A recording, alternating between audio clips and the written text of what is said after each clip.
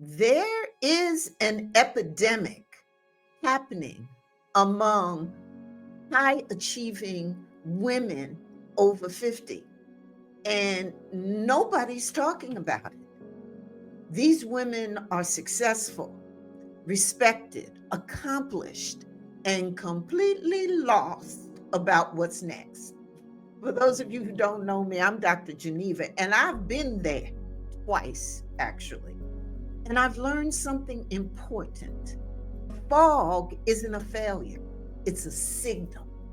And if you give me just about 15 minutes, I'm going to help you decode that signal. By the end of this video, you won't have all the answers, but you'll finally understand what's been blocking your clarity and where to begin. You'll go from spinning and overthinking to start seeing your next chapter with grounded confidence. And listen, this isn't about reinventing yourself from scratch. It's about remembering who you are and choosing what's next with intention. So before we dive in, I want to ask you 3 quick questions to see if this message is for you. First, are you feeling that uncomfortable recognition when I say successful but lost?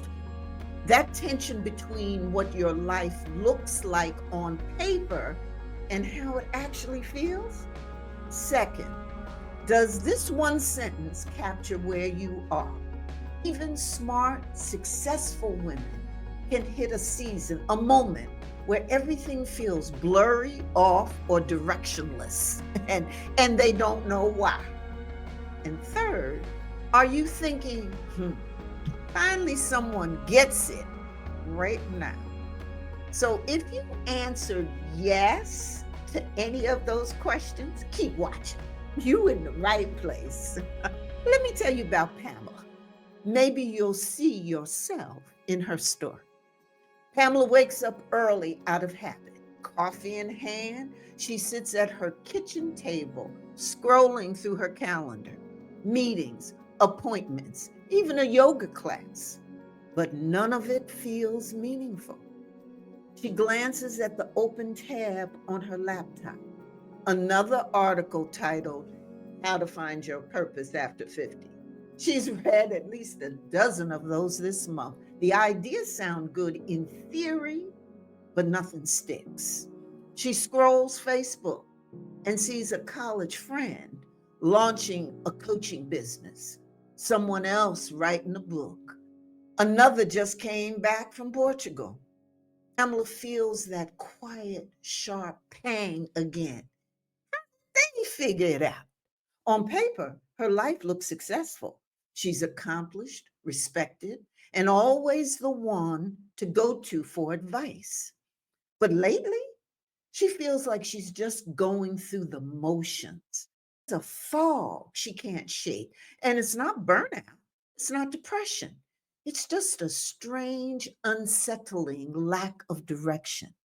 And here's what makes this even more painful. While she's sitting in this fog, watching time slip by, opportunities are passing her by. That coaching business her friend started, 6 months later, it's thriving. The book someone else wrote, it's getting speaking opportunities. Meanwhile, Pamela is just stuck in the same cycle, still searching, still feeling like she's wasting precious time. And this is the first time she's experiencing this unsettledness. She's always been the one who knows where she's going, gets the answers, moves forward when others hesitate. But now Pamela feels confused and uncertain about what she should do now. Sound familiar? Now, here's what Pamela does next. And maybe you've tried this too. Pamela doesn't sit still now. She tries to solve the fog the way she solved everything else, with action. She pulls out her notebook and starts brainstorming. Maybe she'll start a consulting business. Maybe go back to school, or maybe write that book. She signs up for a webinar about Reinventing Your Career After 50. But she leaves with more questions than answers. She journals every morning. She buys the new planner. She even cuts her hair, thinking a new look might spark a new feeling. But then the overthinking kicks in. She goes over the same scenarios again and again, analyzing every option until she feels more confused than when she started. The constant mental chatter becomes its own form of fog. She tells a friend, I'm just exploring my options. But deep down, she's embarrassed because she doesn't have a clear answer to the question, what do you want to do next? She's not lazy now. She's not indecisive. She's simply stuck, spinning in reflection without resolution. And the more she tries to think her way out of it, the more overwhelmed it feels. But here's what's happening while she spins. Hear me now. Her network is moving on without her. Okay. Younger colleagues are stepping into roles she could have taken. The energy and excitement she once had for her career is slowly draining away, replaced by this quiet resignation. Now, I know this story intimately because I lived it, not once, but twice. The first time was shortly after I turned 50. I stepped away from running this traditional, well known organization, the United Way, where I'd been successful for years. I took on this new national startup where I had to build everything from scratch. And even though the folks came to me because of my reputation and results to ask me to do this, I was confused about what I was supposed to do. Anxiety was creeping in. And right around the time I started, perimenopause came, which brings its own natural fog. And you know what? That fog at 50, it's not some personal failing. It's almost inevitable when you're a woman living at this stage of life. Think about what's happening to us in our 50s. Our bodies are changing, and we can't control it. Hormones are shifting, affecting our sleep, our energy, our mood. Our roles are shifting too. Maybe you're becoming an empty nest of kids going off, or suddenly you're caring for mom and dad, or you're dealing with loss of friends and family that you never expected or were prepared for. The identity you spent decades building, it's evolving, whether you wanted to or not. And society has this way of making women over 50 feel invisible just when we hitting our stride. Mm. So when that fog rolls in, and it will, trust. Understand you're not broken, you're not failing. You're human and you're female, and you've hit a life stage where everything is in transition at once. I was successful for a while with that startup I told you about, reached all the milestones, but I still had that nagging feeling, is this it?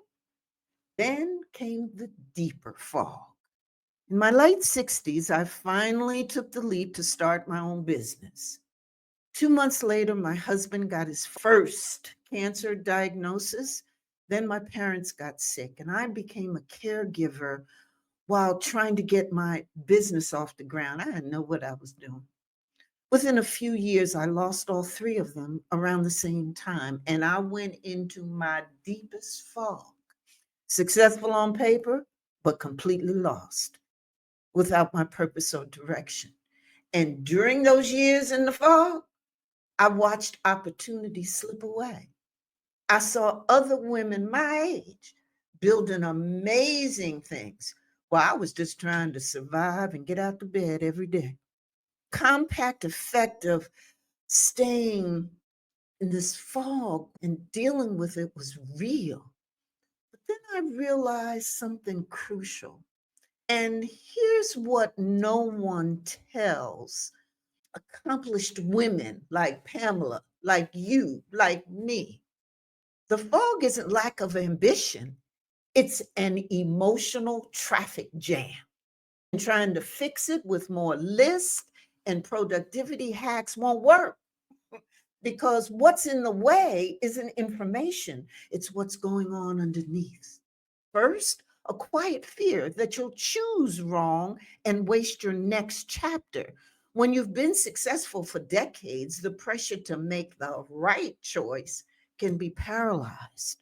Second, grief about aging, shifting roles, or losing pieces of the identity you worked decades to build.